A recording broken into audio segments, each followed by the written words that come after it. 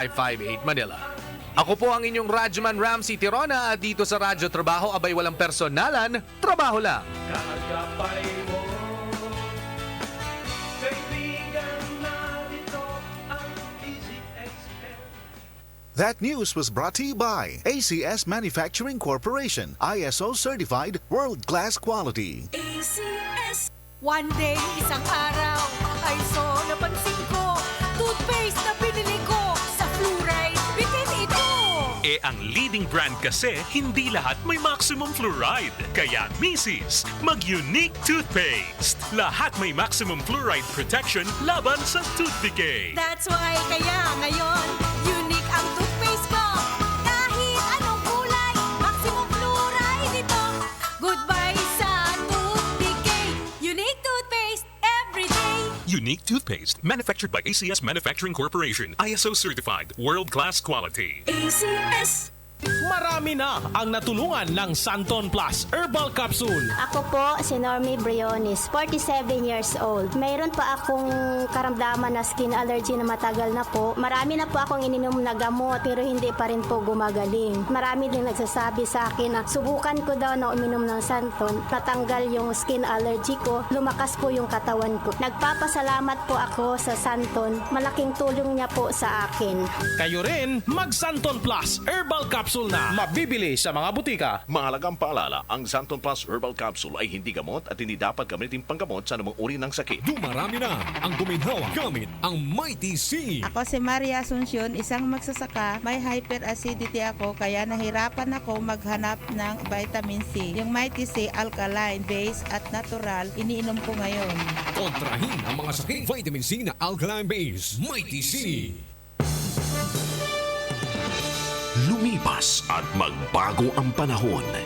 Iisa at nakatatak ang kauna-unahang himpilan sa paghahatid ng serbisyo publiko at balita. Ito ang Radio Mindanao Networks. Higit 6 na dekada sa paglilingkod sa masang Pilipino. Sa Metro Manila, ito ang DZXL 558 Radyo Trabaho, ang inyong gabay sa hanap buhay. Ikaw ba ay may reklamo, may problema sa kalusugan, hanap buhay, trabaho, ano bang mga ahensya ng gobyerno, lalo na sa SSS, GSIS, PhilHealth, NSO, PIVAW, at iba pa? RMN, Centro Serbisyo. Ito ang sandalan mo. Eli Saludar ang tutulong sa'yo. RMN, Centro Serbisyo. Dito sa DZXL 558. Maaasahang public service.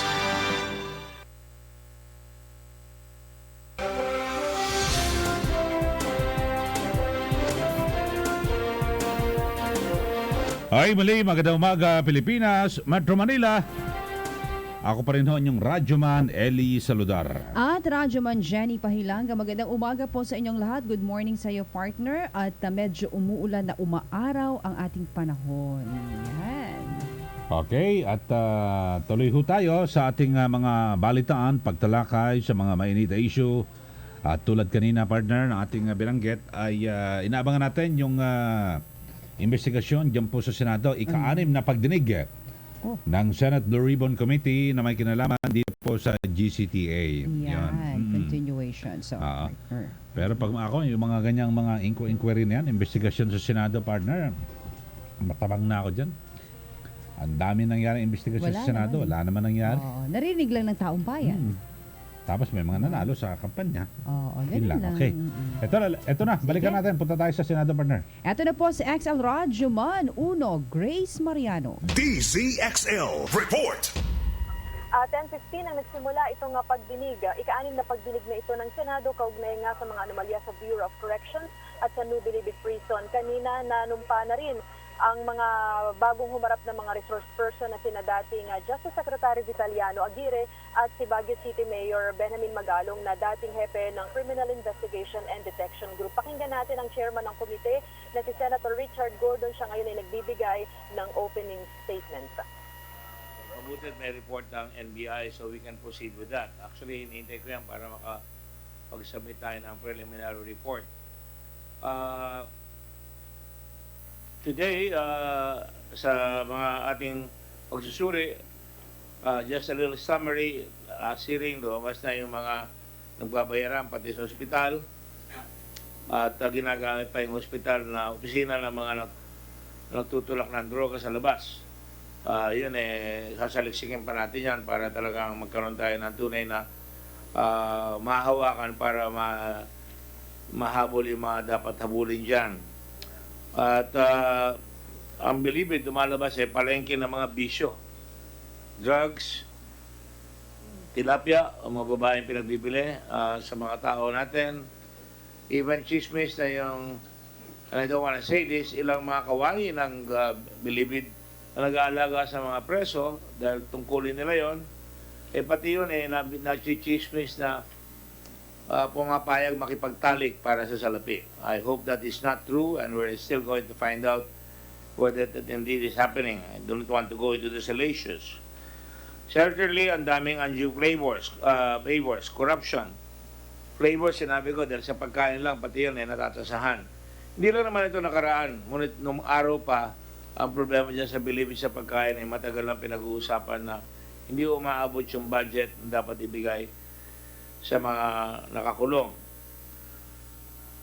Mas nakakalungkot isipin ang mga napakaraming opisyal ng ating prison system ay nilamon na ata ng sistema sa loob ng prison system dahil kanilang pinapagkakitaan ang bawat galaw sa loob. Isa na ang malaking negosyo ang umiiral. Bagamat gusto pa natin dagdagan yan, pero nakikita natin na ang factual condition doon ay talagang pagka ikaw ay bilanggo, sorry ka na lang dahil bilanggo ka, pwede kang pagsamantalahan ng mga gwardya, pwede kang bawasan sa good conduct time allowance under the determinate sentence law. At ngayon dito sa GCTA, pwede kang magbigyan ng dalaw at di ka pwedeng kumain, hindi ka maglalagay, di ka pwedeng magkaroon ng ibang panatang. Masakit dyan, nakikita na yung nangyayari sa ating lipunan ay yung malalaki ay mas maraming karapatan at mas maraming pribileyo. Doon sa larangan ng preso ay talagang kawawang-kawawa ka kung talagang wala ka. At mapipilitan ka sumama sa mga gang para magkaroon ka ng konting proteksyon o doon sa mga malalaking nakakulong na may pera para ikaw ay maging bata-bata at para sa ganon ay kahit na paano makakuha ka rin ng konting magandang serbisyo. You may correct me if you think I'm exaggerating, but that is the way it is. Which leads me to the conclusion sa Latin, quis custodies ipsos custodem. Who will guard the guardians? Sino magbabantay sa mga bantay? At di mo naman ay kailangan mong bantayan sapagkat mukhang medyo marupok ang ating training, ang ating pagpili ng mga gwardya, ang ating pagpili ng mga pinuno, dahil mukhang hindi umiiral yung dapat pairalin. Ang ating justice system po ay intended ang ating mga prisons to become reformatory hanggat maaari. Yan po ay yung tinatawag nating positivist school. Para sa ganon, paglabas sila, meron silang hanap buhay o babalik sila sa mahusay na pag-uugali. Pero yung isang serbisyo, isang school of thought ay yung tinatawag natin retributive justice o yung classical na ang kriminal ay dapat talaga parusahan na husto at mahirapan. Mukhang lumalabas na talagang ang parusa hindi nga institutional pero ang parusa ay corruption influence. Kung wala kang pera, lalo kang mapaparusahan. Kung ipiperpetuate natin itong sistema ito, paano yan? Tiglalabas napakarami. Nakikita ko yung statistics natin sa kulungan. Ewan kung tama itong binigay sa akin. At matagal ko lang pinipili ito. Kagabi ko lang, kanina madaling araw ko lang nakuha. At I'll try to remember it. And welcome, Secretary Guevara. Thank you very much. Good morning, Senator. I just got the information kanina na ang preso dito sa MVP ay about 47,000. Ang nagulat ako ay halos lampas ng 18,000 ay mga maximum. At lumalabas ang medium ay mga 5,000 to 6,000 at yung minimum ay nasa mababa sa 2,000. So madaling sabi, yung iniisip natin, Senator Soto, na ililipat yung mga heinous criminals, mukhang nasagasaan na tayo dyan, kaya kailangan talaga yung pinakahinos na lang ang ililipat natin doon sa malalaking kulungan. At siyempre may mga life imprisonment naman na sumobra ang kanilang pag-i-istapa, bagamat di sila pumatay, hindi sila nag-rape, nabibigyan ng life imprisonment. Pero nakakagulat yung statistics na yan. So lumalabas dito ay talaga may problema tayo. Lumalabas parang microcosm lang ng ating lipunan, yun ang nangyayari sa preso.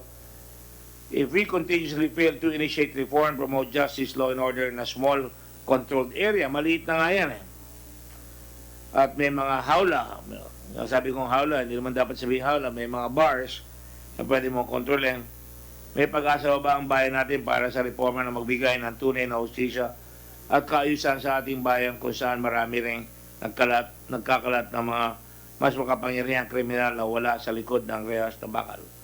In fact, nagulat ako ng isang araw, kung totoo, meron akong nabasa doon na sinasabi isang South African ay matagal ng tigil dito sa ating bansa at nahawakan niya lahat, pati mga police, militar, at nasa kanyang payroll. Siyempre, kasama na siguro yung journalistic license dyan. Pati nga may sinabi pa na anak raw ng isang senador ay pinagbubugbog niya na babae at binayaran pa raw yung senador. Ewan kung totoo yun. Medyo, ang tingin ko talagang may kasalbayan lang talaga yung author, pero yan ang nagiging lumalabas sa atin sa mga payagan natin. Pati yung mga payagan na o mga TV na sinasabi ang ating mga detention centers ay pugad na siksikan at talagang kawawa ka pag naandyan ka talaga. Wala ka talaga kapag-apag-asa. Nasabi ko na rin dito yung trato sa mga preso. Kaya napakalaga sa akin yung sinabi ni Nelson Mandela na matagal nakapreso. At ang sabi niya ay it is said that no one truly knows a nation until one has been inside its jails. A nation should not be judged by how it treats its highest citizens, but its lowest ones. Talagang may nakilalaman talaga si Nelson Mandela dyan sa matagal siya nakulong sa isang isla, Robbie Island nata yun sa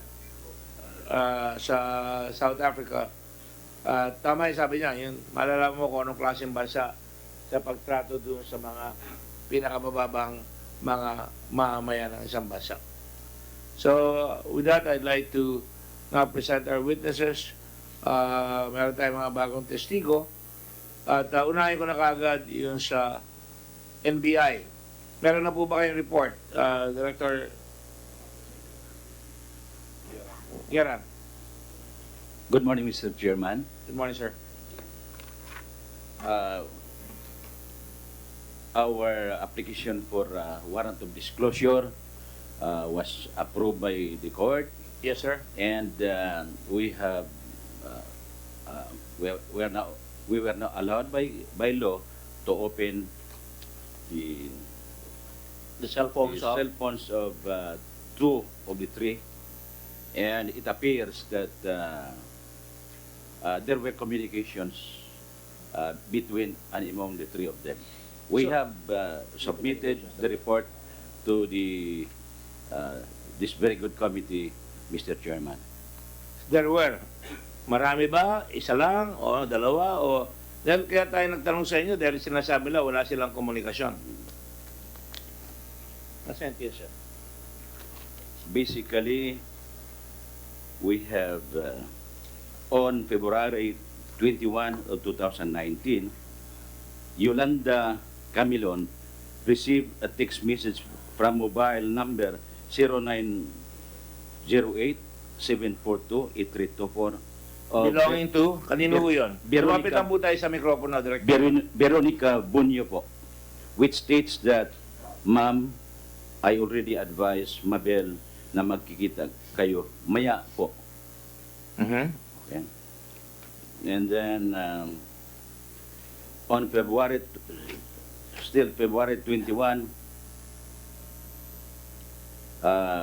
Yolanda Camilon received a text message from mobile number 0945-550-6796, Binilda Bansel, which states, si Bods, ma'am, ang nagawa ng resolution, ma'am, ng MSEC. Mhm. Okay. And then, May still on February 21, Yolanda Camilon received a text message from mobile number 0945-550-6796.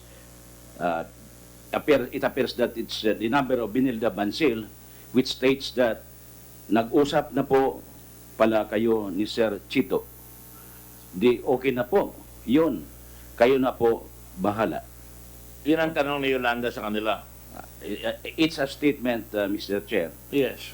And then, ma'am, pwede ba another statement, another sentence? Ma'am, pwede ba punta ka dito sa Bulaluhan? Katatapos namin mag-usap ni Sir Chito. Sabi po niya, mag-usap daw po tayo. Open and close parenthesis. Sino yung nagsasalita? It appears in number. Yolanda Camilon, Mr. Chairman. Si Yolanda. Ang kausap niya? Binilda Bansel po. Si Mabel. It's a Binilda Bansel. Mabel yun. I'll read the report, Mr. Chairman. If you allow me, we were not able to extract any call made by Veronica Bunyo using mobile number 0908-7428324 from Yolanda Camilon. Coordination has been made with our Cybercrime Division to request information from Smart Telephone Company related to the subscribers' information. For the mobile phone of Veronica Bunyo, we have yet to conduct digital forensic examination because it is passcode protected. It is? Passcode protected. Password. Passcode, it's passcode protected. Passcode. That's right. The Cybercrime Division is now locating the whereabouts of Veronica Bunyo to serve the warrant for examination of computer data, WECD, issued by the Honorable Victoria Soriano Villadolid, Presiding Judge, RTC 24 of Manila. That's all, Mr. Chairman. So lumalabas talaga may ugnayan sila? It appears, Mr. Chairman. In accordance with your examination, it appears na talaga may ugnayan sila. Yes po, Mr. Chairman. Tungkol doon sa pinag-uusapan natin dito? Yes, Mr. Chairman. Alright. So, lumalabas, Veronica, Mabel, nagsisinungaling kayo. Inipilit nyo na hindi kayo nagtatawagan, pero lumalabas, nagtatawagan kayo. At ang pinag-uusapan nyo ay yung pumayag na imatataas tungkol doon sa hinihiling nila Yolanda. Yes. Sir, nagpapasama nga po siya kay Chito Roque. Talaga po nag-uusap kami. Lumapit po siya. Para malinaw tayo, para malaman ko kung ano ang mo. Nagsisinungaling ka nung sinabi mo wala kayong usapan. Hindi po ako nagsisinungaling. Sinabi ko nga po sa inyo na lumapit po siya sa amin. Hindi na yung telepono. Nag-uusap kayo sa telepono, kaya pinacheck yung telepono niyo eh. Nag-text nga po siya na tungkol kay Chito lang. Yun ang magpapasama nga po siya sa bahay ni Chito Roque. Yun lang po. Pero regarding po sa anumang iba pa. Be careful. Hindi kayo nasama sa contempt dahil wala pa yung telepono yan.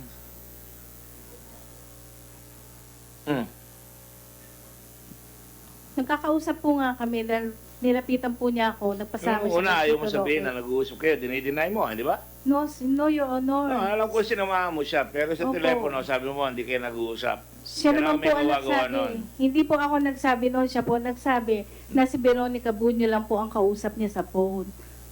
Hindi po niya sinabi na ako po ang kausap niya sa phone.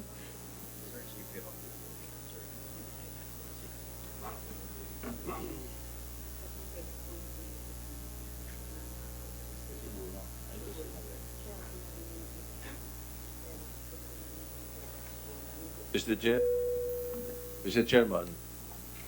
Yes, the text messages and the report of the NBI speaks for itself.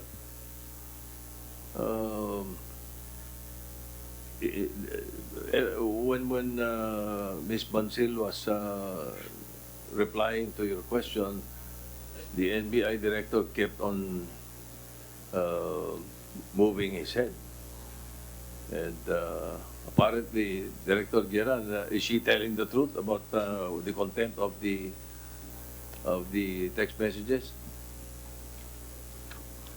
There is a principle in law, res ipsa locator, Mr. Chair, Mr. President. And therefore, what she has been testifying to the committee is completely false, Mr. Chairman.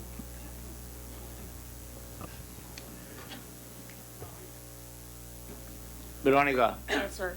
sabi mo, hindi kayo nag-uusap. Andito yung ano. Hindi kayo nag-uusap.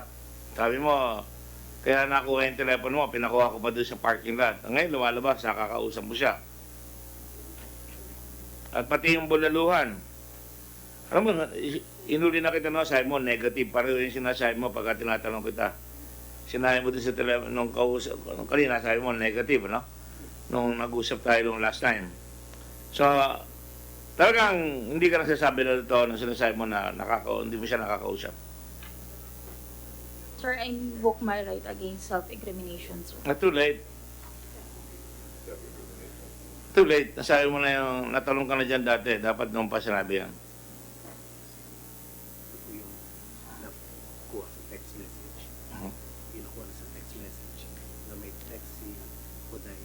Di ba, Buday? Still no, sir. Anong no, sir? Hindi totoo yung sinasabi ng NBI? No, sir. Hindi totoo yung sinasabi niya? Sir, totoong hindi ko nakakausap si Yolanda, sir. Hindi mo siya nakakausap. Director NBI, does the evidence belie what he's saying? What she's saying? She was correct, hindi sila nag-uusap. Pero sa text message, meron silang ugnayan. Wow.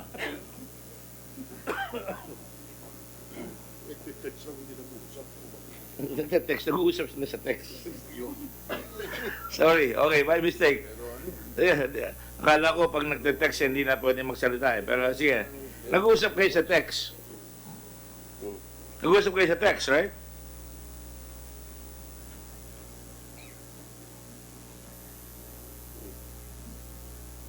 Huwag ka na madihin, mape-perjury ka.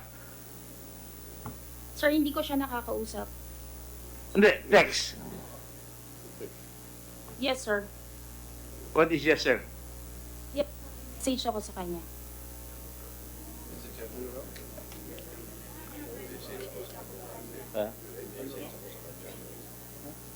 May message ka sa kanya. Di ba sinabi mo? Yes, sir. Can you move the microphone to her? I would advise you na kung may lawyer ka dyan, huwag ka na magsinungaling because pag nagsinungaling ka, lalaki pa yung sunog. Sabi ka na ng totoo, ako nakikiusap na ako. Sabi ka na ng totoo, ilan naman pinag-uusapan dito eh. Baka maging testigo ka pa para malaman natin kung talagang sino talaga ang kumukubra para mailabas yung tao. O, sinasabi ko na yung...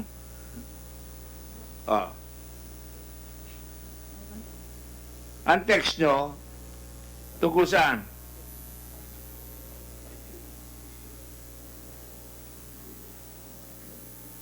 Sabi mo, hindi kayo nag-uusap, hindi kayo nagte-text. Ngayon, lumalabas, nagte-text kayo. Ayan, nakalagay kayo. Sir, ang binabanggit po ni Yolanda nung nakaraan is tinawagan ko siya, which is hindi ko siya nakakausap. Po yung unang statement niya. Ang layo naman ang sagot mo. Sinasagot sa'yo, nasabi ko sa'yo, nagte-text kayo eh. Nag-text ka sa kanya, di ba? Yes, sir. O, di nag-uusap kayo. Yung kuya ko dito, Senate President Dillon, sabi niya, hindi kayo nag-uusap, dahil text lang. Pwede na mag-uusap sa text kayo. Ma'am, please tell the truth para hindi na tayo magkagulo dito. Huli na yan eh. Sabi ka, hindi kayo nag-uusap, kayo nag-uusap kayo.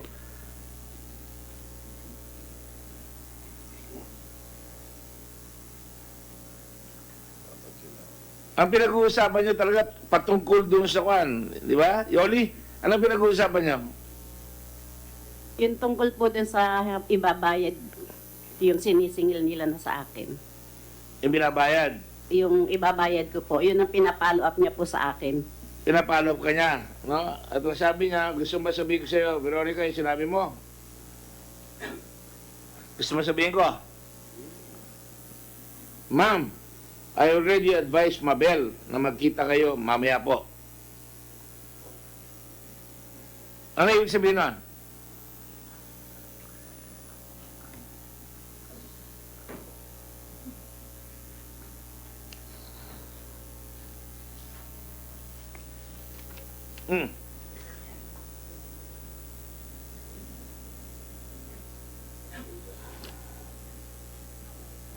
May sinabi pang bulaluhan, magkita tayo sa bulaluhan. Eh, yun talaga sinasabi niya. Sabi niyo, di kayo nakikita sa bulaluhan, di ba?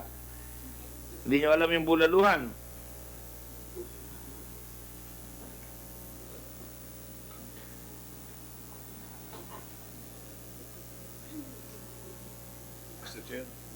Mr. Chairman, if you Yes, don't mind. please.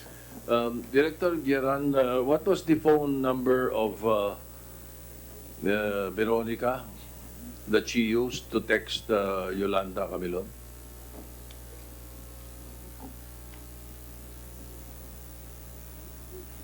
Let me go back to the records, Mr. Chairman. Yeah.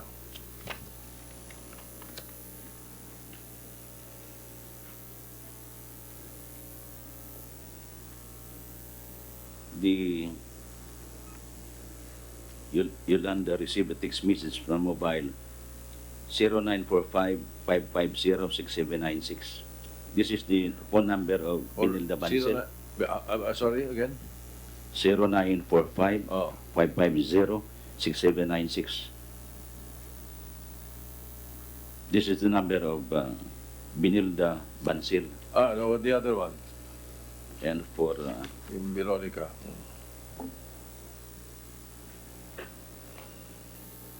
Yung bunyo.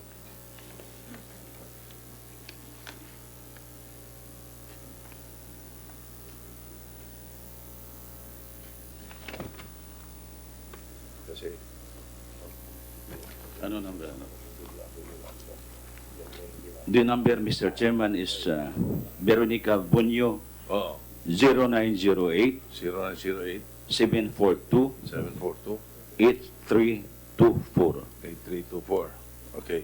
My question, Mr. Chair, to Yolanda was itong 0908-742-8324 na telepono ni Veronica, ano, yan yung natanggap mo yung text, ano? Yan din po yung number na ginagamit niya tumatawag sa akin. Tawag. Opo. Willing po kami kung talagang magmamatigas si Ma'am Bunyo. Willing akong kami sa liar detector machine. Totoo po talaga yung sinabi ko na siya po yung tumawag doon sa cellphone. Nakakasiguro na nga rin kami. Hinintay lang namin yung report ng voice recognition eh. I was just wondering, baka ako ibang telepono ginagamit sa pantawag. Pero yun din ang telepono ginagamit niya. Opo. Same number. Okay, thank you, Mr. Chairman. Okay, Veronica. I must tell you, no? I must tell you this. Sabihin ko sa'yo, hindi ako nang babraso, hindi ako naduduro. Sabihin ko sa'yo, katulad ng sinabi ko na kita na huwag kang magsinungaling dito. Tatamayan kita ulit. Gamitin ko lang yung sinabi mo last time. Chairperson, ako yun, Senator Gordon. Kilala mo si Yoli? Natatanda mo yung sagot mo? Ang sagot mo, sumagot ka, pinutin mo, sabi mo, no sir. Ang sabi ni Miss Bunyo, sir, hindi ko po kilala personal.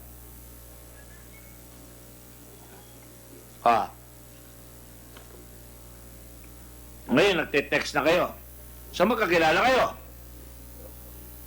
Sir, hindi ko siya kilala personal. Sige, text me. Sige.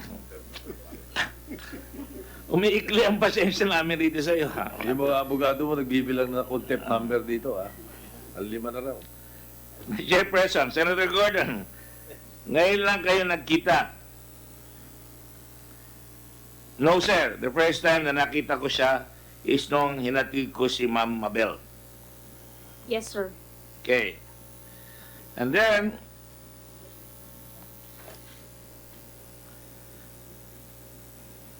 tumatawag ka ba kay Yolanda? No, sir. Ang sagot mo, hindi mo sa akin totoo, sagot mo, Miss Bunyo, sir, negative, sir. Ang tanda-tanda ko yun eh. Hindi ko po siya kilala at wala po akong intensyon na tawagan o kausapin siya kasi hindi ko nga po siya personal na kilala. Yan ang sinabi mo.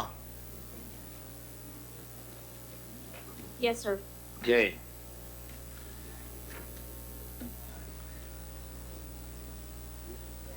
Tinanong kita ulit. Chairperson, Senator Gordon. Ikaw ba yung nasa telepono? Miss Bunyo? Sir, hindi po.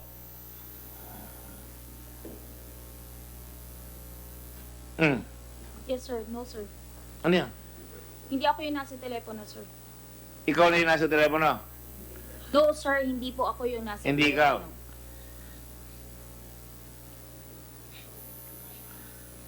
Sa kanya, 2 beses mong ginamit negative. Sabi ko sa iyo.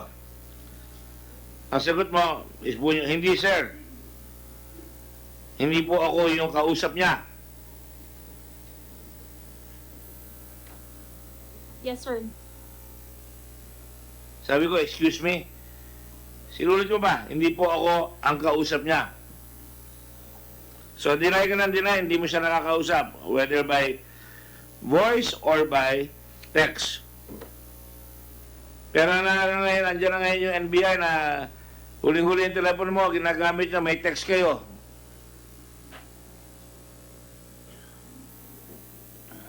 Tatanayin ko ngayon ng NBI at pagkatapos sumagot dito, talagang papaperjury na kita, false statement na kita dito. Sir, yung una niyo pong binanggit is kung Excuse ako, me?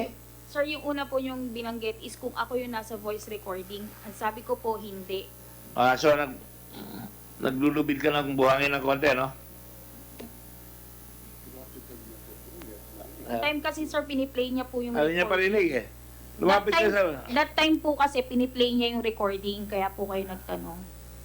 Tatanungin kita ngayon. Tatanungin ko rin ng NBI.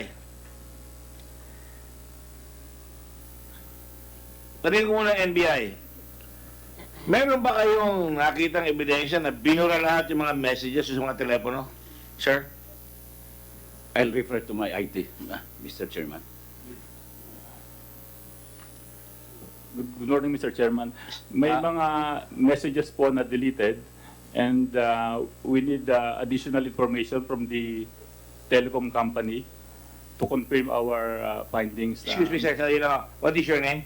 I'm Supervising Agent Christopher Paz. I'm the Chief of the NBI. Christopher Paz, Your Honor. PAC? Paz? Yes, sir. Okay. Pakitaas na kung kano kamay para nakaayos tayo dito. Do you swear or affirm to tell the truth, the whole truth, and nothing but the truth in this proceeding? Yes, sir. Thank you. You may sit down here, sir. Dito para hindi kayo naman uncomfortable. So, Chris, ikaw ang forensic expert, right? Yes, Your Honor. Nung binigay siya yung telepono, did you find evidence na mga binura? Particularly, Your Honor, ito pong telepono ni Verona is password protected. As of now, we are trying to open it. And meron na po kaming application. Actually, nag-run po. Meron po tayong warrant for examination of computer data, which is now, we can serve now to Mr. Bunyo, Mr. Chairman. So, mabubuksan niyo? By the order of the court, we can open it, Mr. Chairman, right now. Can we ask for an order to court right away? Yes, Mr. Chairman. Meron na, di ba? We have a copy, Your Honor. For just to serve it. Isa-serve sa kanya? Yes, Your Honor. Na-serve na ba sa kanya? Hindi po. We're going to serve, Mr. Chairman, if you will allow us. Yes, please. Dramatically, serve it to her, the lady. Court order.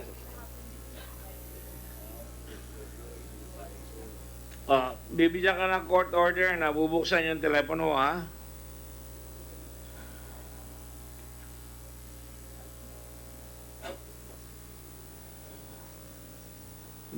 Veronica, do you know what's going on here? Do you know how grievous, nakakatakot yung ginagawa mo, ha? Pag nagsinungaling ka rito, malaking kasalanan niya, kriminal yan.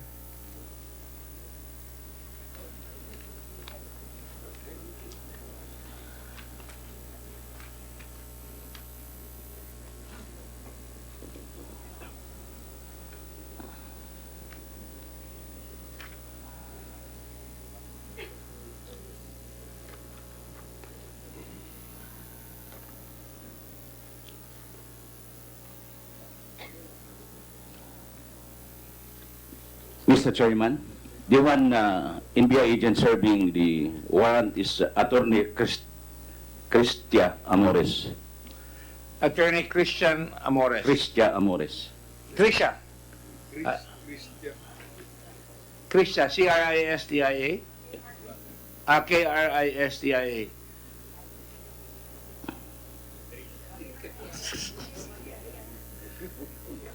Can you go to the microphone para we can get the name properly? K-R-I-S-T-T-I-A. Kristia. Kung mga Italiano, Kristia. K-R-I-S-C-C-I-A. Okay. Amores. Are you from Zambales?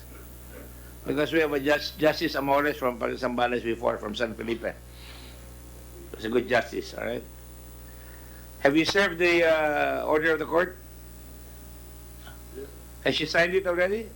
Yes, and she already gave the password. Oh, she gave the password already. And is Chris doing it already? You may want to sit down, but you can be more comfortable.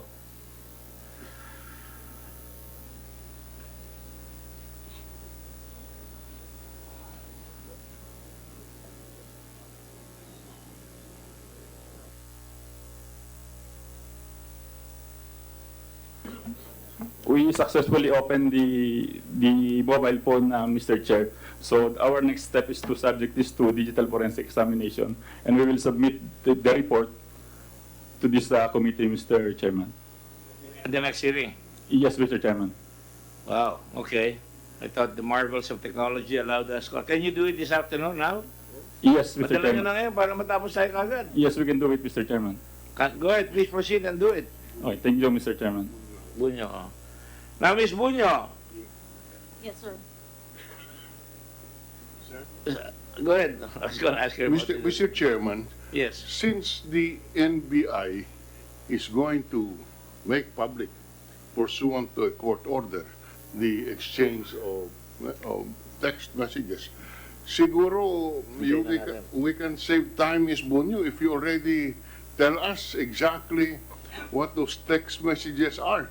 It's useless na hindi mo po sasabihin dahilan mayroon ng proseso, may court order na, ang NBI mayroon ng access sa mga text messages mo, imbis na hihintayin pa natin, siguro sabihin mo na talaga kung ano yung mga text messages na nandun sa telepono mo at sino ang tinetext mo, para po mas mapabilis tayo.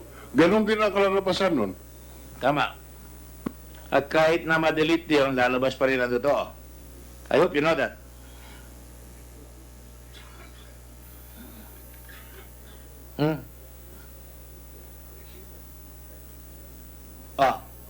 Nakikiusap na sa Senator doon. Sabihin mo na ngayon, dahil maghihintay pa tayo dun sa NBA, dadating naman ang totoo dyan eh.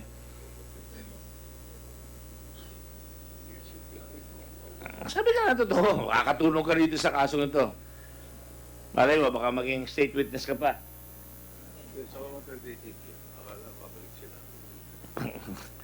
Sipin nyo, sabi nga ni Senator Soto rito, what are you guys thinking? Akala nyo ba, babalik kayo? Sinabi na ni President Duterte, kakalubugin talaga yung Muntinlupa, which is what we really prefer. Top to bottom, huwag naman yung mga walang kasalanan, no? Pero ikaw, baka makatulong ka, sakali. Di ba? Sige na, Ading. Ano ka ba? Ilocano? Bisaya? Ano? Ang father ko is from La Union, sir. From La Union? Bangar, sir. Bangar. Can you speak close? Bangar, La Union, sir, ang father ko. La Union, Ilocano. Bangar. Pero dito na po kami sa Manila lumaki. Lakas mo doon sa... Dito na po kami sa Manila lumaki. Okay, Hindi po ako marunong mag-Ilocano. O, hintayin pa natin yan. Yes, sir. So, you want us to wait? Ayaw pa magsabi. Lalabas naman yan eh. I'll tell you what you said, ha? Sabi mo. Binala mo lahat. Sabi ni Senate President. Ibig sabihin, dinilit lahat. Dinilit lahat. Miss Bunyo, sir, hindi po. Nagdi-delete ako, usually talaga, sir. Dahil yung cellphone ko is talaga pong hindi siya loaded na capacity, sir. At kahit na mag-delete, lalabas at lalabas yung mga sinabi mo doon. You still want to take that risk? We will wait.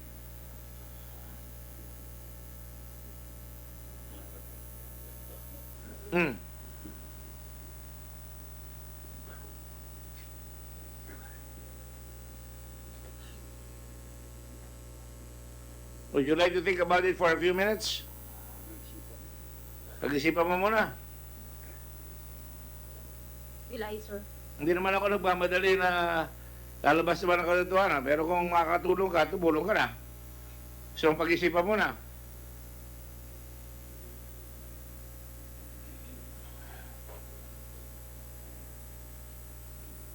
Oh. Huwag mo naman kayong paghintayin dito. We're giving you a lot of leeway here. Yeah. Maghihintay kami sa iyo o hintayin natin sa NBI?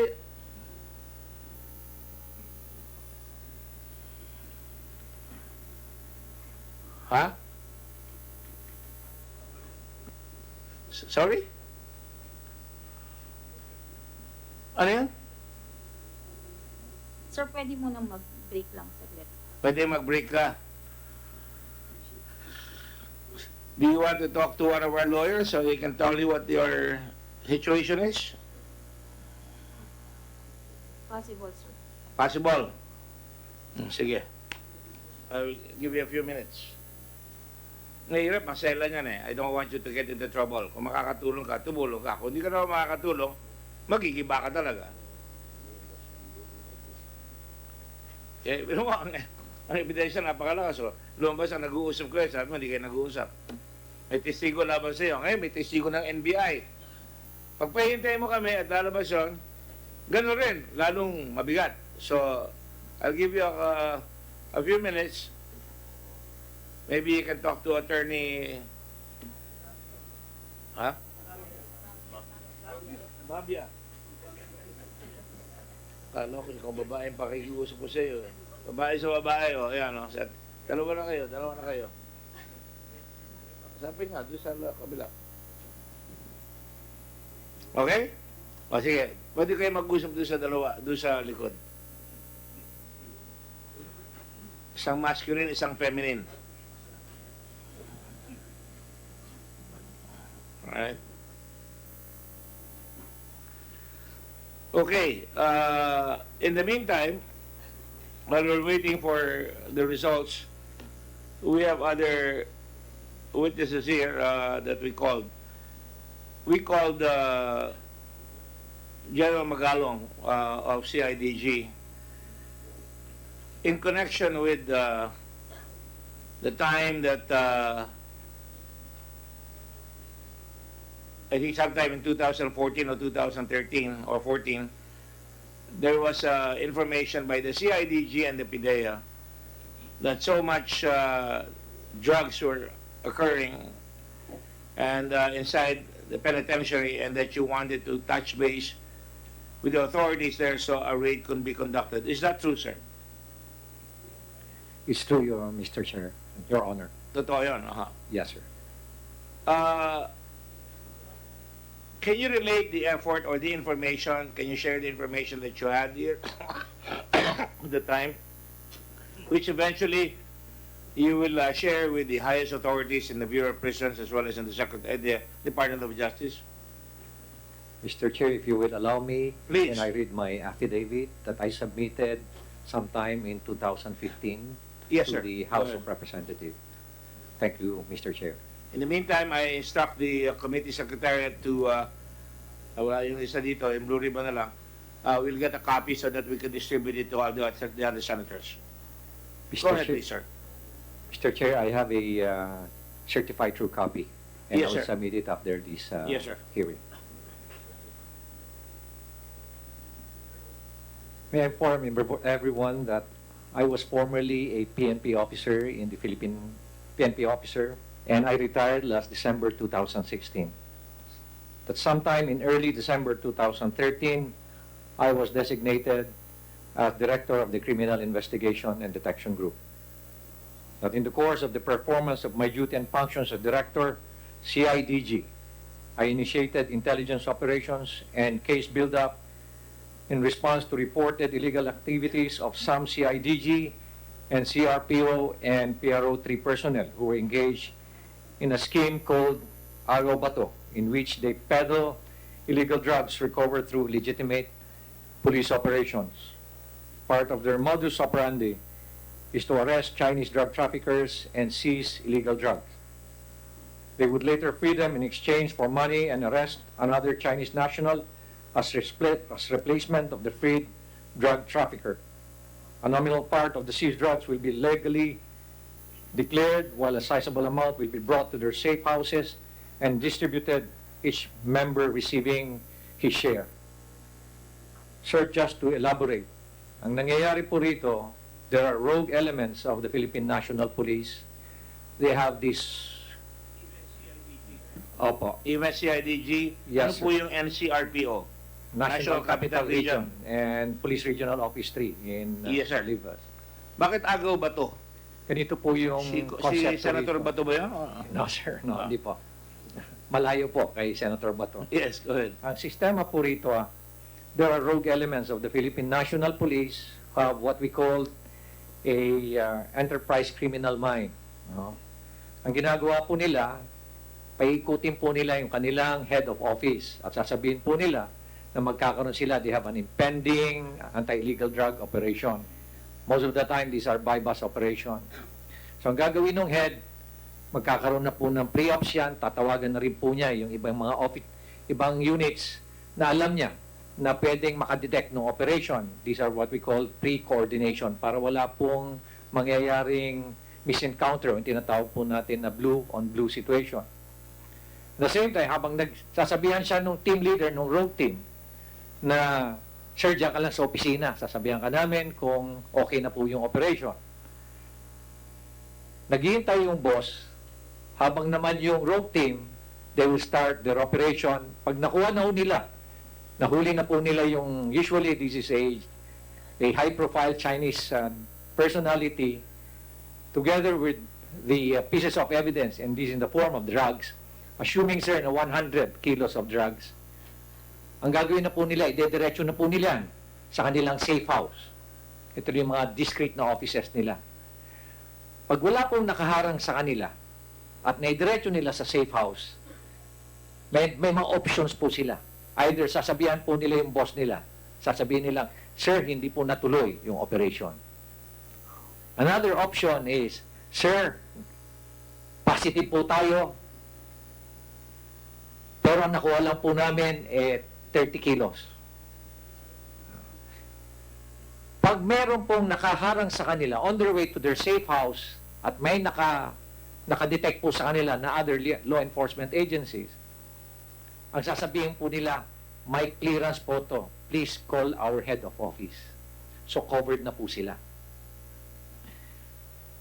Going back to the first scenario, pagdating po nila sa safe house, marami pong options mangyayari. As I've said, i-declare po nila yung nominal na amount of drugs, itatago po nila yung iba, and i-fast break nila sa merkado.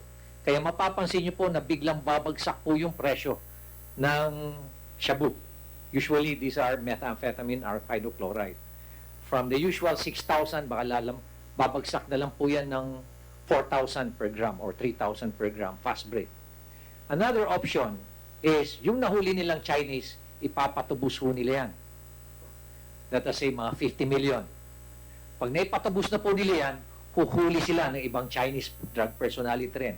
At yun ang palalabasin nilang, yun ang nahuli nila. So very enterprising po. Kung 50 million? Usually po, the latest that I investigated, it amounted to about 50 million yung para tubusin nung sindikato, yung Chinese drug lord. Ganon kalaki, ha? Ganon ho. So, kumita na po sila dun sa drugs.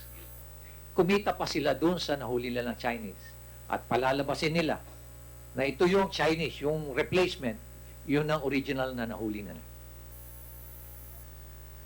In fact, sir, when I was CIDG, I applied for a search warrant. I implemented the search warrant against one of my office in CIDG in Pampanga. In-applyan ko po yan ng search warrant. At unfortunately, hindi na po namin na-recover yung mga drugs, but we were able to get the drug money and we filed cases against them for drug dealings and illegal possession of firearms. That as a result of the intelligence operations and operational research we conducted, it was revealed that personalities involved in the Agaw Bato scheme deal and transact with inmates inside the National Bilibid Prison. Doon po sa aming investigation, lumalabas po na all roads practically lead to NBP. And we found out that despite being detained inside the National Bilibid Prison, these Chinese drug personalities continue to remotely manage the drug trade in the entire country. So talagang totoo talaga na ang negosasyon sa loob ng Muntinlupa pero yung droga nasa labas na. Opo. At ang nagpapatakbo yung mga drug lords doon. Yes, sir. Thank you. Talagang ang management po sa loob ng NBP. And there is no truth na merong laboratory sa NBP. Wala po yan. Wala. Wow. And they will not take the risk. Dahil po, bakit po ako magtatayo ng isang drug laboratory when in fact, mas madali ako magpatayo sa labas? Yes, sir. Yes, Your Honor. You know, just 2 days ago, Director General Aquino, Aaron Aquino of the PDEA said exactly the same thing that you're telling us now. His was a theory, his was a suspicion or a theory, and basically, but he said the same thing, exactly. Recycling. Yes, sir. Recycling. And he used words like, pag nakahuli, kalahati lang ang isusurrender, ang kalahati nun, savings, open, Yes, close sir. quote. And it is savings because they will use it for future operations. When asked by one of the senators, what do you mean savings? Senator Lacson asked, savings means what? Savings for future operations, either to plant it or to sell it. To plant it in future operations or to sell it. The way you have testified, Mayor Magalong, is you have actual experience on this, and you reconfirm it as actually happening? Yes, sir. Would you be free to give us some details as to who these people are? Are they still in the service? Yes, sir. Did mention that one of his men were involved in Pampanga. Yes, all right. Next question. Are you willing to make public the names of these people or who are involved with this? Sir, can I reveal this during an Sorry? executive session? Can I reveal this during an executive session? I submit that to the chairman. I cannot decide on that. Well, I would be favored if you would in an executive session. Yes, sir. Yes. Mr. Chairman, this I is know the very... dangers that come with it, and that we want to be legally responsible and also Yes. safe insofar as our lives are concerned. Yes, sir. I suppose that's the meaning of it, right? Yes, Mr. Chair. Okay, yes, I concur with the chairman. Let's take this up in closed session. But just for what we can say publicly, how this still continue to happen today, to your knowledge? Sa tingin ko, sir, tuloy-tuloy pa rin po. Tuloy-tuloy pa rin. Opo. Well, Secretary Aaron already, General Aaron already said that. although he said that he hears from his intelligence reports that these things happen today. Not in yes, sir. Your Honor. DZXL Special Coverage. Ganon kagrabe nung panahon na nung kami po ay nasa PIDEA pa po ako at nasa Philippine National Police. Mas grabe Siguro nun. ngayon iba na po yung scale ng kanilang operation. Siguro ngayon mas tempered na. But nevertheless, whether small or large, the fact that they are law enforcement officers engaged in this is something that we must, as in general, condemn and stop it, because our anti-drug campaign will be a laughing stock if this continues. In any case, in your personal experience, how high, who knew of this? Mataas po. Ha? Medyo may rank na po sila. Mataas. Yes, sir. Well, Okay, stop there. Can I further elaborate, Sa sir? executive session na. Can I further elaborate? yes, go ahead. Your Honor. Yes. Your Honor. Mr. Chair, when I was in the Philippine Drug Enforcement Agency as Regional Director of the Metro Manila Regional Office. Yes, I was with Senator Soto, yes, sir. And when we did an inventory of all the laboratory equipment that were recovered, seized during raids, lumalabas po na bakit walang nahuhuling complainant, walang nahuhuling mga suspect. Yung pala, nangyari po pala, para palabasin nila na series of successful operation. Pag may makuha silang meron silang isang operation at substantive yung kanilang nakuhang mga equipment, yung laboratory equipment, ang gagawin ho nila itatago nila yung iba. Tapos palalabasin nila na ilalagay nila sa isang site. Tapos magkakandak sila ng raid. So instead of just one operation, palalabasin nila na merong ibang operation pa na naging successful. They seem to be very industrious in spreading their pernicious poison. Yes, sir. When they started, alam niyo sir, yung pagtatago ng droga, parang during the early years, yung pagtatago ng droga is because ang sabi ng mga law enforcers, wala namang sapat na pondo ang ating kapulisan for operation. So, yung itatago nilang droga, yun ang gagamitin nila para sa ibang transaksyon. So just to sort of, defense mechanism. But then, it slowly evolved into an enterprise. Ang nangyayari na ngayon, binebenta na nila yung droga. I-recycle nila, ibebenta na nila yung droga. Noon, siguro, pag nakakuha ka ng 10 kilo, i-declare mo 9 kilos, itago mo yung 1 kilo. Ngayon po, nung panahon mo namin, nabaliktad na po yun. Mas malaki na po yung itinatago, konti na lang yung dinideclare. And that's how it evolved. And as I've said, that's the reason why we, the Philippine National Police, jump-started its transformation program. And significantly, it was able to address these irregularities and anomalies. Pero as I've said, I believe it's still existing until now. You know, Mr. Chair, more than 25 years ago, I was personal witness to this anomaly. If you recall, there were some law enforcement officer who was killed in Metro Manila by the NBI. And Ay Magallanes. Yes, sir. yes, and that also involves recycling. And the information was given to us, and we gathered the information from a foreign drug enforcement agency, because that was how they caught this law enforcement officer.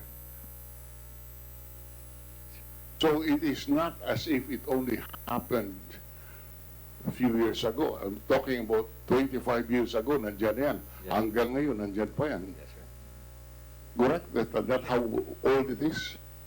You're right, sir. I agree with you. It has gotten worse, right? Nag-evolve po siya. Nag-evolve po siya into something talagang serious siya. Yeah. But then slowly in-address po ito ng Philippine National Police. Right. So we really have a problem, right? Huge problem during the time, Your Honor, Mr. Chair. We still nonetheless have a big problem until now. Yes, sir. Maybe not as huge, but a still the different problem scale. is Yes, yes, Mr. Chair, yeah. significantly destructive to our people, right? Absolutely, Mr. Chair. Tapusin ko na muna yung affidavit niya. I'm just having finished the affidavit. Go ahead, sir. Continue, please finish your affidavit so that we can sleep before we go into executive session. Meron pa pong ibang sistema, no? During surveillance operations, ang gagawin po during one particular surveillance operations wherein I personally have personal knowledge. Yung personnel po na isang law enforcement agency, ongoing po yung surveillance ng Philippine Drug Enforcement Agency. And then, nalaman po ng Philippine National Police, yung itong rogue elements ng Philippine National Police, biglang kinuha nila yung target, pati na rin yung nagsa-surveillance na PDEA agent. Nung nalaman ko, tinawagan ko kagad yung officer who led the supposedly arrest. At sinabi ko sa kanya, ilabas nyo yan. Ilabas nyo yan. I will not condone it. Yung officer ho na yun, na nag-lead nung alleged na arrest, he was killed 2 years ago, last year, sir.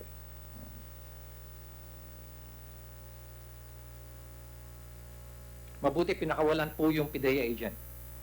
Immediately, pinakawalan ho nila yung PDEA agent. Proceed with your affidavit, sir, so we can finish that and then we can go on executive session. That initially Coplan Cronus was exclusively a CIDG project. However, after gathering adequate evidence and information on the illegal drug trade managed inside the NBP, I instigated the meeting with then Secretary Justice Laila de Lima, SOJ de Lima for brevity, sometime in May 2014 to discuss with her our findings. Upon my arrival at the office of SOJ de Lima, I saw a whiteboard with a link diagram showing personalities associated with NBP. I learned a few months later that the diagram was provided by ISA. That before the meeting ended, I conveyed to SOJ de Lima that the CIDG and PDEA have a more updated and comprehensive link diagram. I also articulated to her the urgent need to raid NBP and to isolate the high-profile inmates to be guarded by the PNP staff. SOJ de Lima replied that she will call for a high-level meeting to discuss my proposal.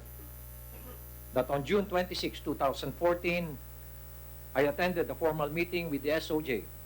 Also present in that meeting were former Director General Arturo Cacdac of PDEA, Director Virgilio Mendez of NBI, General Eduardo Año, who is now the Secretary of DILG of ISA, Rafael Ragos of NBI, and some select officials. I and the other attendees were surprised to see Rafael Ragos in attendance. I spoke in private with SOJ de Lima and expressed to her my reservations with Mr. Ragos. The SOJ subtly asked him to leave that meeting. During the meeting, I briefed the attendees and SOJ de Lima about our ongoing investigation. When I showed SOJ de Lima several photos of the cabals of suspected drug personalities, she got angry and agitated to the point that she wanted to immediately proceed to the site to personally raid the structures. Fortunately, Director Mendez was able to pacify her. Thereafter, the SOJ directed the attendees to hold planning sessions. I suggested that General Kakdak will take the lead, considering that PDEA is the primary agency in the drug campaign. Utmost confidentiality was emphasized in that meeting. That as an offshoot of the said high-level meeting, 4 planning sessions were held on July 7, 9, 11, and 15, 2014 at the ICON office in PDEA. During the first meeting, CIDG presented Copeland Cronus to jumpstart the discussion. After 4 meetings, the attendees finally crafted a comprehensive plan on how to carry out the raid, which included the seizure of drug, cash, firearms, and contraband, destruction of Kubul structures, and isolation of high-profile drug inmates.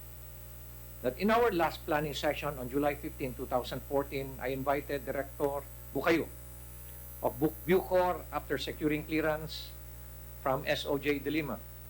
We found that the need to invite him because we need his inputs in the planning. Being the head of Bucor, his broad knowledge of NBP is critical to the plan. Ironically, in several instances, Director Bukayo appeared unsupportive of the plan. He provided information that seemingly would discourage the launching of the raid. He also raised his concern over his safety. He then manifested that the raid should be launched or should be delayed, citing should not be launched or should be delayed, citing various reasons, and even suggested that the raiding teams should be armed with search warrant. That the high-level meeting was again convened sometime in August 2015 to apprise Secretary de Lima and other attendees. I informed the SOJ that General Kakdak declined to head the operation and that Director Bukayo was hesitant to take his place. I volunteered to act as ground commander and to lead the raid. That in the same meeting, I reiterated to SOJ de Lima that all high-profile drug inmates should be immediately isolated after the raid and suggested that PNP staff guard the isolation facility. When the penal colonies in Palawan and Zamboanga were recommended as possible isolation areas for the inmates, SOJ de Lima stated the department has available funds in the amount of 12 million to fix the said facilities. We also came to an agreement that a joint letter of instruction covering the raid will be signed by SOJ de Lima and then SILG Mar Rojas. Every Wednesday po ang meeting namin kay Secretary Rojas, and I informed him of this impending operation, and he was very enthusiastic. Subsequently, I informed SILG Rojas of this forthcoming joint operation and the joint letter of instruction. That sometime in September 2014, Director Bukayo and then PAOK Director Reginald Villasanta, PAOK means Presidential Anti-Organized Crime Commission, came to my office in CIDG. Director Bukayo expressed his misgivings about the planned operation. He attempted to dissuade me from launching the raid because, according to him, his life and that of his family will be in danger. I told him that only Secretary de Lima can decide if the raid will be carried out. Thereafter, I was surprised when Director Bukayo asked me to set up a meeting with him and Secretary de Lima.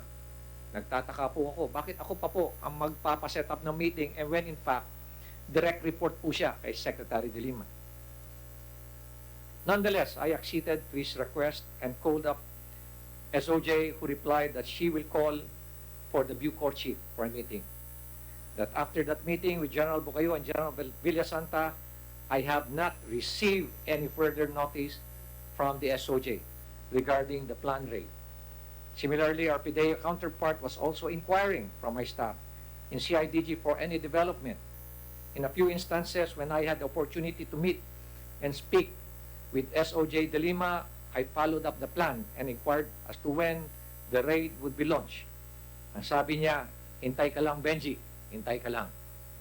That sometime in early December 2014, I learned from a reliable source that the plan to raid the NPP without the participation of CIDG is underway.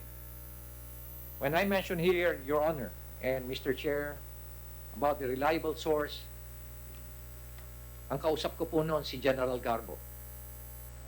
Yes, Mr. Chair. Ang ginawa po, nangyari po dito, I was in my office, then here comes a call from General Garbo for me to report to his quarters inside Camp Crame. We were talking other operational matters. It was not about the NBP. And then suddenly, here comes a call. Nung sinagot niya, nag-uusap sila,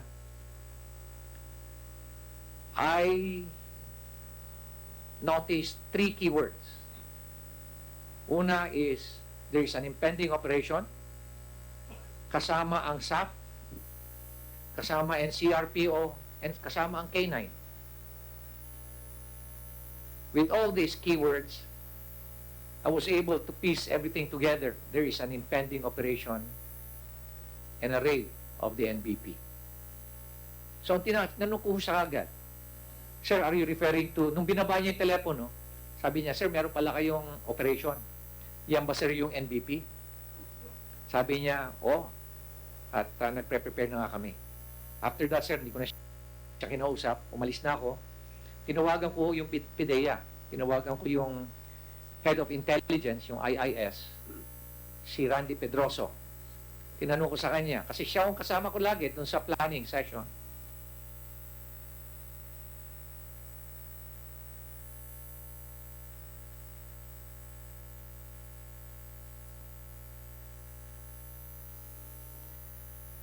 Sabi ko sa kanya, Randy, meron na ba kayong kasama ba kayo dun sa operation sa NBP?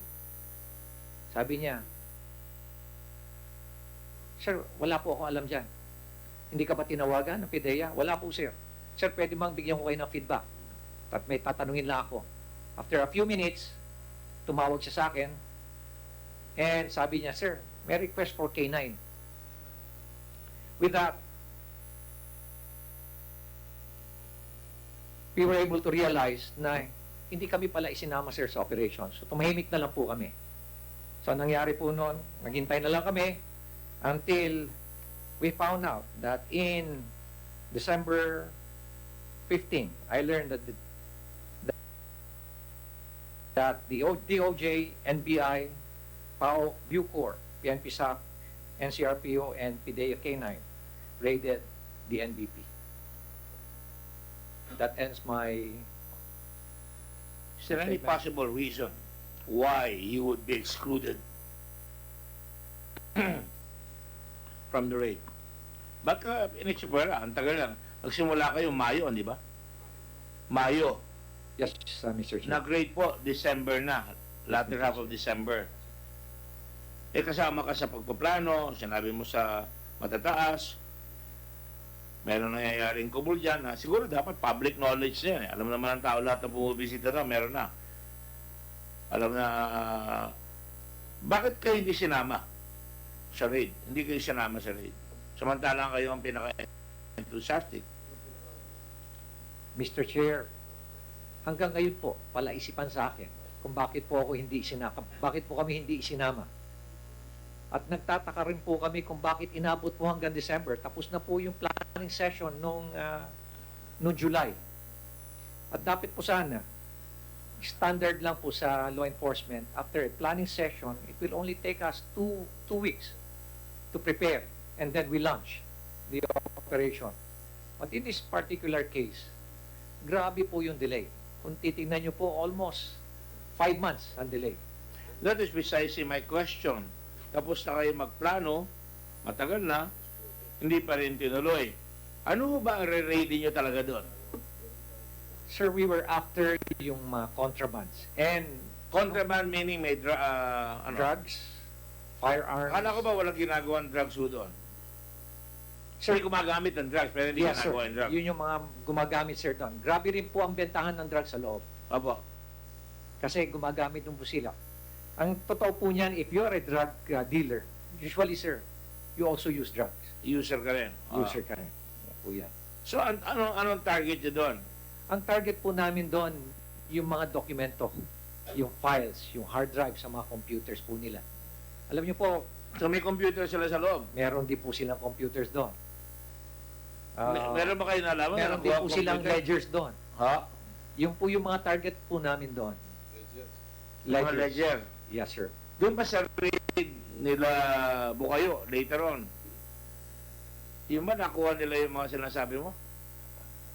Nung tinitingnan ko po yung inventory ng kanilang raid, based on news reports, wala pong lumalabas na may nakuha po silang mga dokumento. Wala po silang nakuha mga hard drive. Kaya, December 2015 na yan. No? I don't like to say this because baka sabihin na naman, pinag-iinitan ako, meron akong dinadala sa investigasyon. No?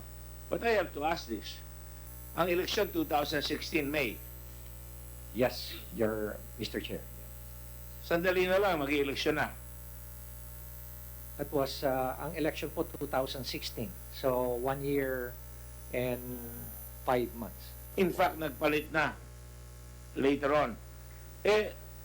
Ano ba ang nakita doon sa raid? Hindi ba dapat naman malaman ng tao talaga na ano nahuli yung mga kubol?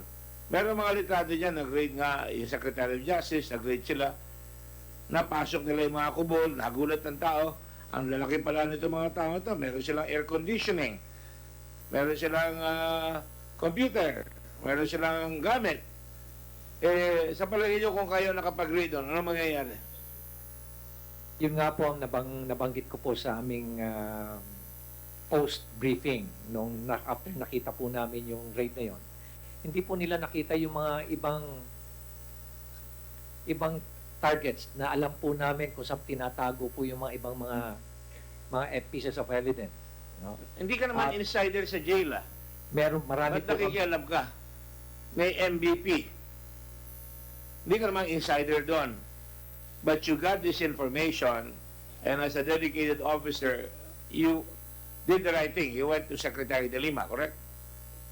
Yes, Mr. Chair. We have a very extensive network inside the Ang sabi mo ba, mas facility maganda po. yung information namin dyan sa whiteboard ninyo. Yes, Your Honor. And that was when? May?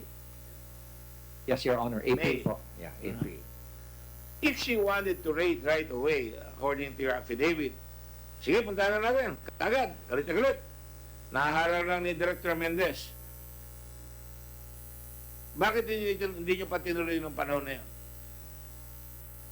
Ito po yung mga information, Mr. Chair. Hindi pa po kompleto. Hindi pa nakukompleto? Hindi pa po. Kumbaga sa lingwahe namin, hilaw pa ho, hindi pa ho hinog. So after 4 planning sessions with everybody, and then that was ready, you're asking Secretary De Lima, kailan ba tayo magre-raid? Ang sabi mo doon sa affidavit mo. By the way, this affidavit was done when? Sir, this affidavit was submitted after the... Sir, this is a... Sir, this affidavit is dated September 16, 2009. But this is a copycat of my previous affidavit that I executed sometime in 2015. I have the 15. original copy. Yes, sir. So, lahat ng sinabi niyo nakalagay na doon. Yes, Mr. Chair. At nagpunta na kayo sa kanya, pero ang sabi niya, Benji, maghintay-hintay ka lang. Every time po na magkita ho kami, ganun lang po sinasabi niya sa akin. Lalapit po ako sa kanya. At doon po nararamdaman ko na po dahil wala na po yung enthusiasm. No? I have to ask this question. And my apologies to Mr. Ragos. Pinalis mo si Mr. Ragos. Sabi mo, Secretary De Lima, meron kang tao dyan. Hindi, ayoko makipag-meeting kung nandyan yan. Mr. Chair, we have been receiving adverse reports about Mr. Ragos. Yes. Without meaning to say anything adverse upon Secretary De Lima, and I'm just going by the facts. Kung mananonood, dapat makita nyo. Later on, you're aware that Mr. Ragos was OIC, but by the time you met with him, hindi na siya OIC noon. Hindi na po Nasa siya NBI OIC. na siya. Yes, Mr. Chair. At sa tingin mo, hindi mo siya magpagkakatiwalaan at the time. Marami po kami natanggap na Maraming information. report. Yeah. Now, later on, do sa investigation sa House, at sinabi niya rin dito kanina, nung isang araw, na meron siyang mga order na ginagawa para sa Secretary of Justice. Nagdadala sila ng pera doon. Could that be part of the reason na nalalaman nyo, tumatanggap sila ng pera at either binubulsa nila o dumarating sa Department of Justice sa Secretary, nadala doon sa Subic Bay pa ang pangalan, doon sa Parañaque. Could that be a possible reason? Kaya siya may involvement sa nangyayari doon? Mr. Chair, during that time, ang alam ko lang po si Mr. Ragos, malapit po siya kay Secretary de Lima. But Pero alam mo rin na tumatanggap siya ng pera doon sa loob. we have our sources Yes. state that he has been receiving money from the Kaya nung makita mo siya doon, uy, hindi pwede ito, andyan yan eh, kasama yan doon eh. Di ba? Now remember, this is December, this is May already. Di ba, May? June na. Nung makita mo si Ragos doon. Hindi na siya OIC. Hindi po, Mr. Chair. Hindi na siya. So, yung information mo, maaaring galing sa information na sinasabi niya later on, and I'm just putting the pieces together, na tumatanggap sila ng pera. Now, kung totoo binibigyan niya kay Secretary de Lima, wala akong sinasabi doon. Basta sinabi niya, binibigyan niya doon sa taas, pero ang factual condition sa inyong lugar, sa inyong pananaw, ay tumatanggap sila ng pera doon. Tama po ba yan? Yes, Mr. Chair. Okay. So having said that po, ang tingin mo, naging malamig na after a while. Tataka ka, bakit maghintay-hintay ka lang? Yan ang sinasabi palagi sa'yo. Yes, Mr. Chair. Is there any possible reason why she should do that? Hindi ka ba antsy na? Ano ba naman to? Ha? Hindi ko kasi alam kung ano po yung pinag-usapan po nilang dalawa ni General Bukayo. Nung sinet up ko po yung meeting nilang dalawa sa And Bukayo was the one who kept saying no, right? Yes, Mr. Chair. Mr. Chairman, if you don't mind. Go ahead, please. The Director Bukayo and Director Villasanta were both apprehensive about the raid, right? Yes, Your Honor. But eventually, they led the raid. Yes, Your Honor. Ayun. At ang rason ni Bukayo, delikado ang buhay ng pamilya ko at saka pamilya ko. Tama po ba yan? Yes, Mr. Chair. Pero dinidelay nila nung una. Eventually, sila nag-raid.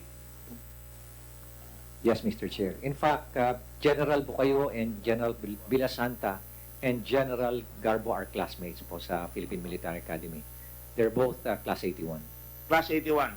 Yes, Mr. Chair. So,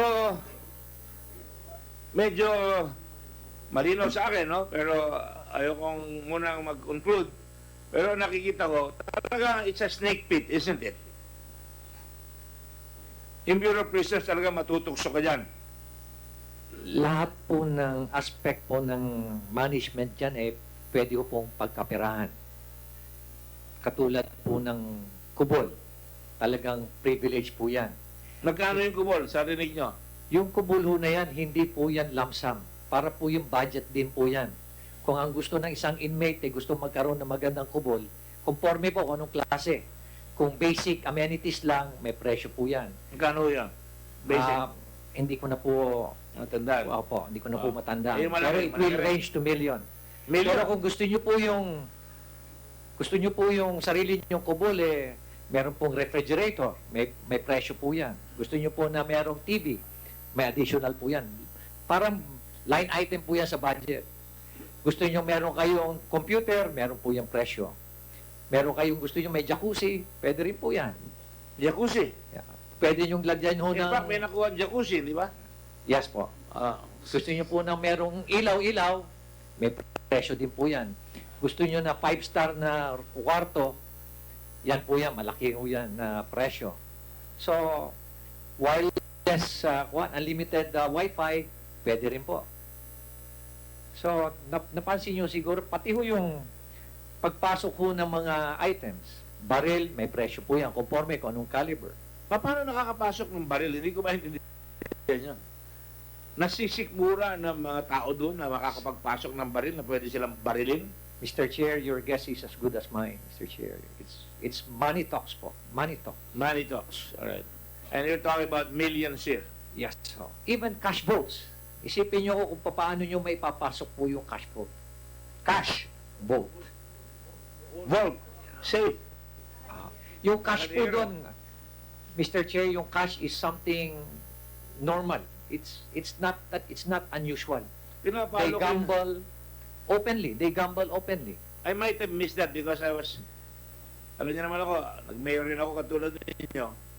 Malikot rin yung aking pag-iisip. Hindi ko napansin na may kahadero palang marami doon. Lumabas ba sa inventaryo yun kung nalalaman ninyo? I believe ho, lumabas po dun sa inventaryo ho nila.